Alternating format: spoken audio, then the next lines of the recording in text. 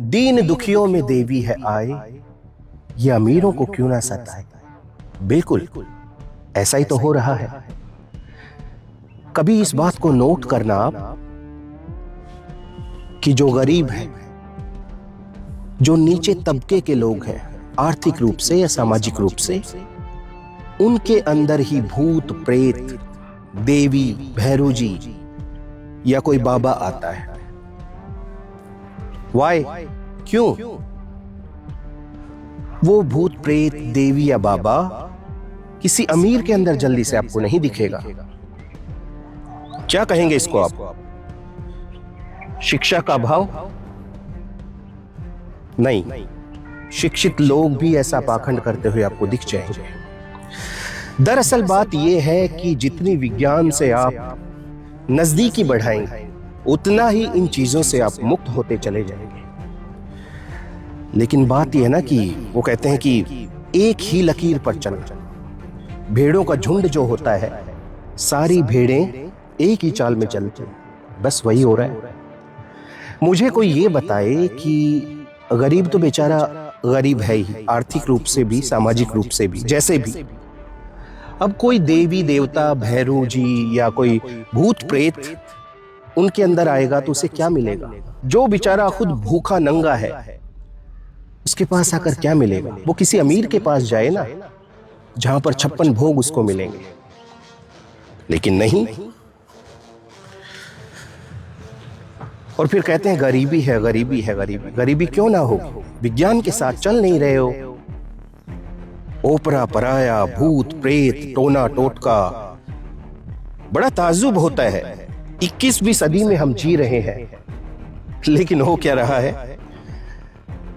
बसों से यात्रा आपने की होगी, है ना?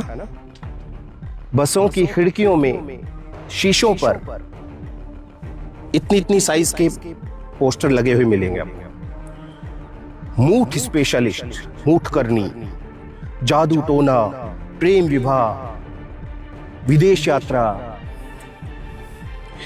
हर काम को कराएं चंद मिनटों में, गारंटी के साथ दावा।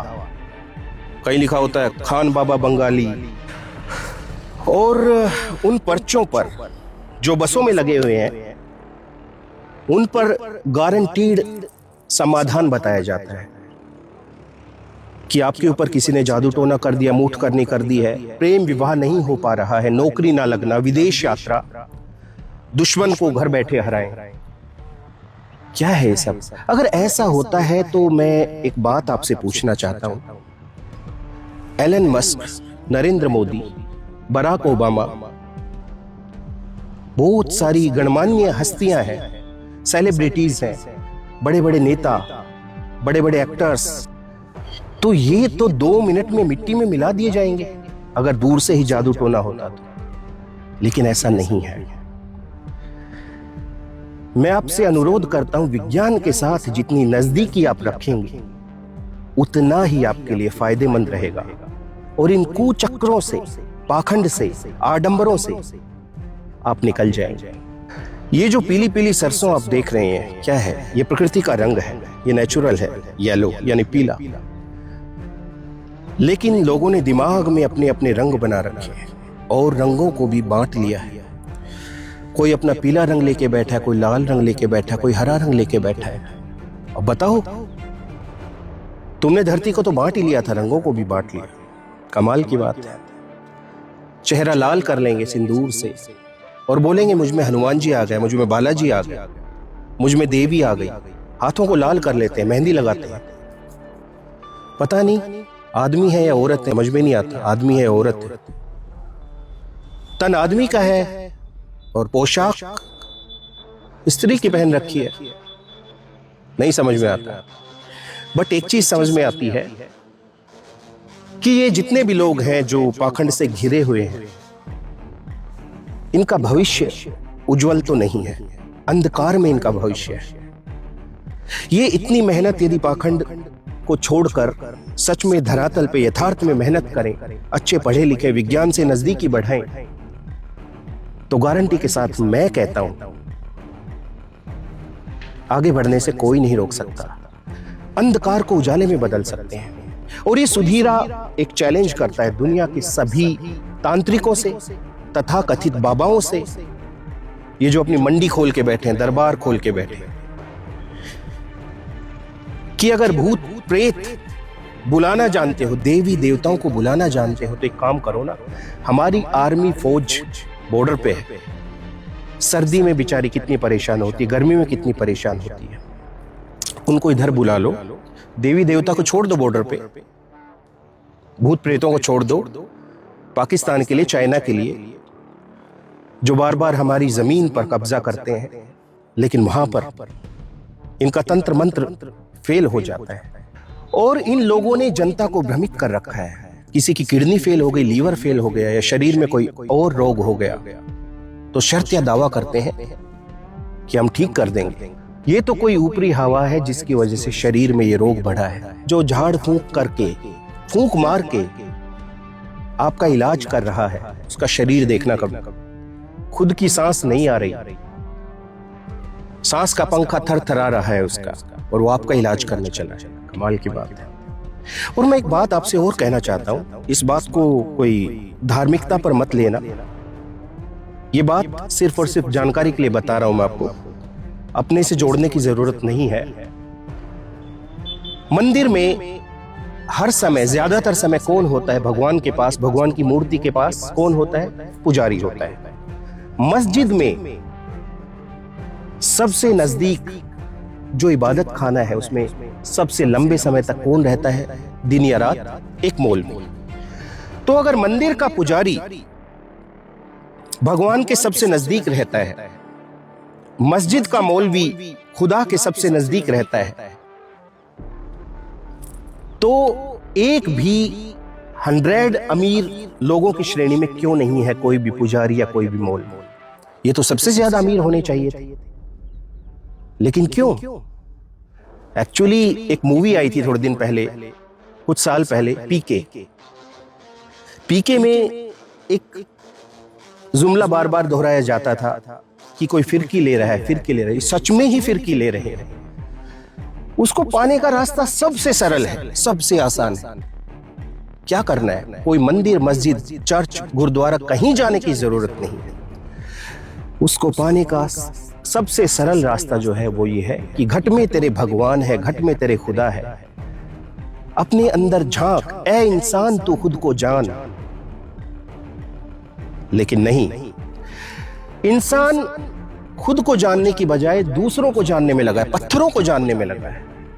एक जड़ पदार्थ आपको क्या दे सकता है? एक जड़ पदार्थ आपको कुछ नहीं दे सकता है। ये जो चेतन शरीर है, ये चेतन शरीर, इसके अंदर परमात्मा बैठा हुआ है। और कहते किस्मत, हाथों की लकीरों में किस्मत होती है। हाँ, अगर ऐसा है तो ठीक है, लेकिन फिर एक मेरी बात भी सुनो। किसने कहा कि किस्मत हाथ की लकीरों में होती है? किसने कहा कि किस्मत हाथ की लकीरों में होती है? अरे किस्मत उनकी भी होती है जिनके हाथ नहीं होते। हाँ, दुनिया में बहुत सारे अपंग व्यक्ति हैं, दुर्घटनाएं हो जाती है, हाथ कट जाते हैं, लेकिन किस्मत उन लोगों की भी है। तो पुनः आपसे निवेदन करना चाहता हूं, पाखंड आडंबर से बचें। विज्ञान का युग है, 21वीं सदी का युग है, और आपको पता है भगवान जरूर है। आप उसको प्रकृति का नाम दो, उसको अल्लाह, वाहिगुरु, गॉड, रब, किसी भी नाम से आप पुकार सकते हो, लेकिन वो भगवान, वो शक्ति, वो परम शक्ति, वो परम शिव, वो खुदा आपके घट में बैठा है। ऐ इंसान, तो खुद को जान।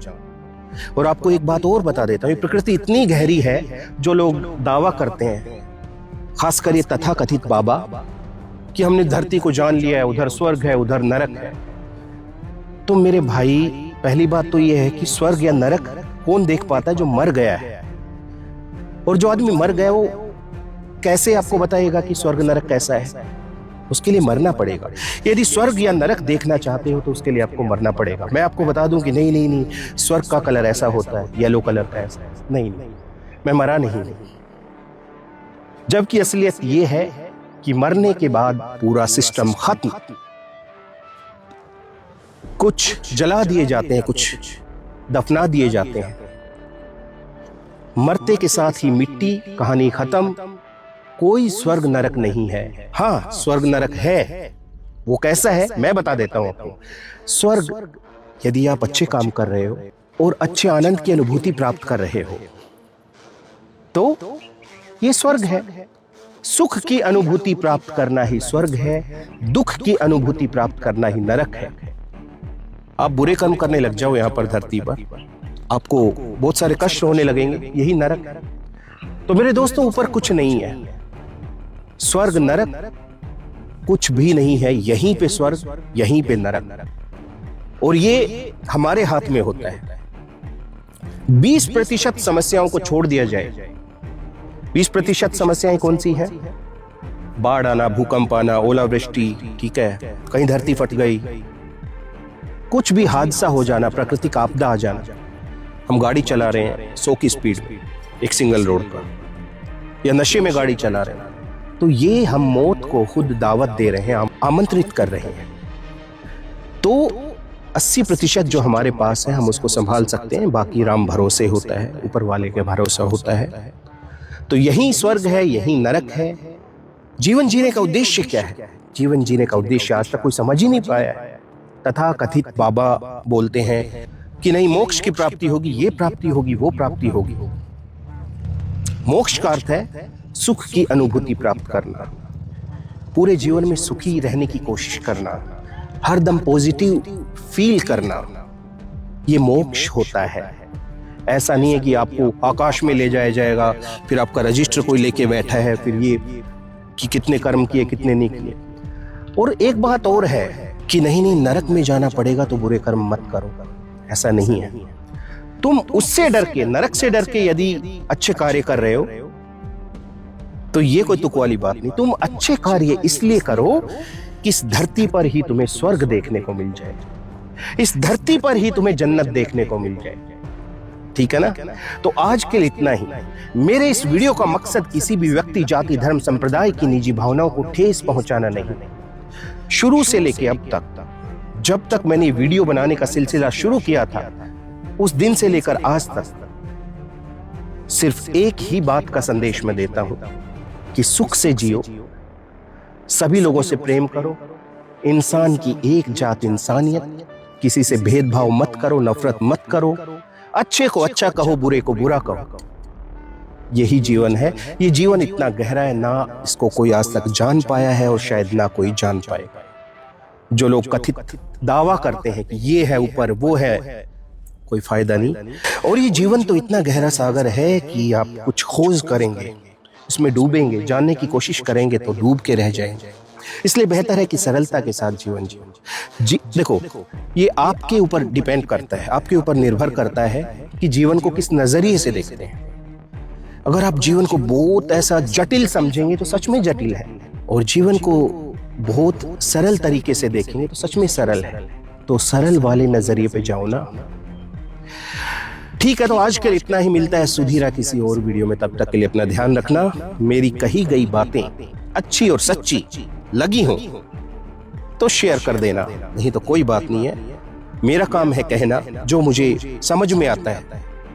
अब आपका काम है माने या ना माने, कैसा आपको लगता है। चलते चलते वो अपना काम करते हैं, मैं अपना काम करता हूं। मैं मेरा काम ऐसे करता रहूंगा, आप अपना काम करते रहिए। नमस्कार।